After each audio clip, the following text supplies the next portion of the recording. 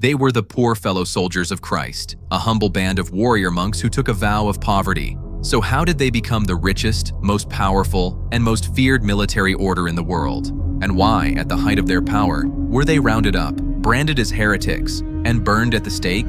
This is the story of the rise and the brutal fall of God's holy warriors. This is the full story of the Knights Templar. Our story begins in the aftermath of the First Crusade. The roads to Jerusalem were plagued by bandits, and Christian pilgrims were being slaughtered. In 1119, a French knight named Hugues de Payens and 8 relatives vowed to protect them. They were so poor they famously had only 1 horse for every 2 knights. For years, they were a minor, obscure order, but their fortunes changed when they were championed by the great churchman Bernard of Clairvaux and officially sanctioned by the Pope. Donations flooded in from across Europe. The Templars were no longer just protectors. They were an official holy order, exempt from all authority except the Pope himself. The Templars became the elite shock troops of the Crusades, fanatical warriors who were forbidden from retreating unless outnumbered 3 to 1. Their charges were legendary and often turned the tide of battle. But their true power came from a revolutionary innovation.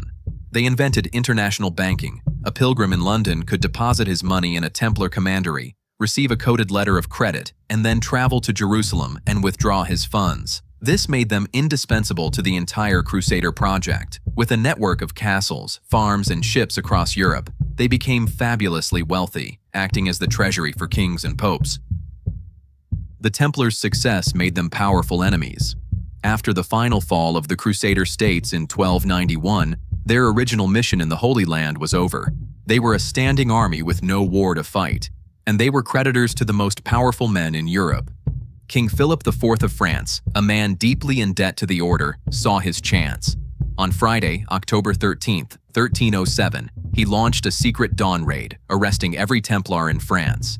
They were brutally tortured into confessing to fabricated charges of heresy, spitting on the cross, and worshipping a demonic head called Baphomet. Under pressure from the king, the Pope dissolved the order. In 1314, the last Grand Master, Jacques de Molay, was burned at the stake, supposedly cursing the king and the Pope from the flames. The Templars were gone, their wealth was seized, and their name was erased, but their sudden, violent end created a legend that would outlive them. The mystery of their secret rituals and their lost treasure has fueled conspiracy theories for 700 years. They were warrior monks, crusaders, and the world's first multinational corporation. But while the Templars were building their empire of finance, the forces of Islam were uniting under a new, legendary leader who would rise to challenge the Crusaders for control of Jerusalem itself.